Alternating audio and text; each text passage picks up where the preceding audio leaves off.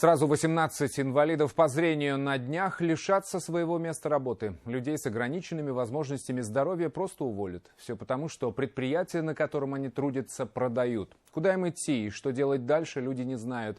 Да и заступиться за них некому. Наш коллега, журналист проекта «Честно говоря», Тимур Давлетов попытался узнать, в чем проблема. Мы с вами заходим в цех, где трудятся инвалиды по зрению. Для меня это здание, этот цех почти родной дом. Этот мини-завод по изготовлению отечественных запчастей для АвтоВАЗа может скоро закрыться. В такое 65-летняя Рамиля Бекбаева, инвалид первой группы по зрению, и поверить не могла. Сюда она устроилась на работу еще 15-летней девочкой, проработала полвека. Когда мы пришли сюда, у нас ведь было в свое время общежитие, где это был тоже второй дом. Поэтому действительно для инвалидов по зрению это вот, не могу сказать, то ли первый, то ли второй дом, потому что здесь мы даже общаемся с коллегами по работе ближе, чем с родственниками. Сейчас здесь трудятся 18 инвалидов. Есть как пенсионеры, так и молодые. Работают они как одна большая дружная семья. Ведь все они выпускники Уфимского интерната для слепых. Даже с рабочими они на контакте не идут. Даже рабочие толком не знают.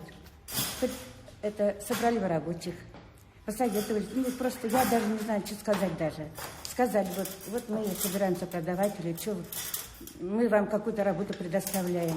Такого нет. То есть просто на улице, да? Просто на улице, да. Дело в том, что во Всероссийском обществе слепых не так давно сменилось руководство. Говорят, что новоиспеченного председателя назначили из Москвы, который тут же принялся распродавать все имущество, принадлежащее организации слепых. Первым с молотка ушел цех в городе Стерлитамаке. Теперь на очереди и это предприятие. Яблоком раздора между московским и региональным обществом слепых стало вот это здание на улице Витошникова. Оно находится буквально в 5 минутах от центра столицы.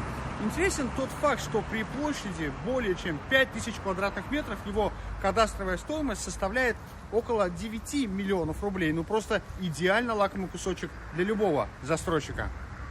Адвокат Булат Сафин хоть сам и не видит, но всю ситуацию хорошо понимает. Сейчас он пытается помешать продаже бывшего завода. Говорит, что московское руководство мотивирует это все тем, что производство запчастей нерентабельно. Кроме того, здание находится в аварийном состоянии. Никаких документов об аварийности состояния этих зданий не было представлено направление, мы их не видим и по сей день.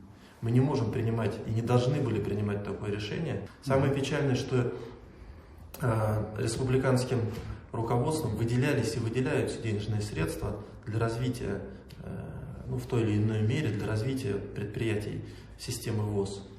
И очень странно, что теперь мы продаем это. Вот. Будет уволено вот это количество инвалидов. Да, кажется немного, но это последнее предприятие в городе Уфа, которое создано для инвалидов. Между тем, председатель общества слепых заявил, что разговаривать здесь не о чем. Юрий Акшенцев пояснил, что все документы уже готовы и предприятие уйдет с молотка. Люди на улице останутся, получается, да? Мы попытаемся. А какие у вас предложения? Ну, я не знаю, может, у вас какие-то предложения есть? Но мы ищем.